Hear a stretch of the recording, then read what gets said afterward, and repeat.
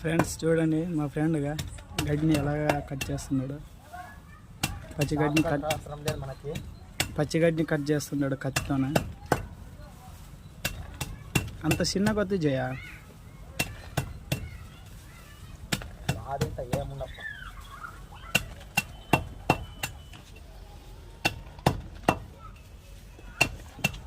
Friends, ఇది జొన్న పుట్టి.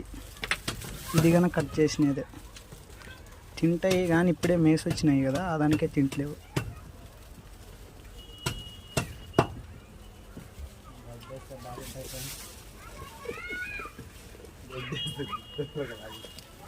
ఇప్పుడే మేసి వచ్చినాయి బయట నుండి.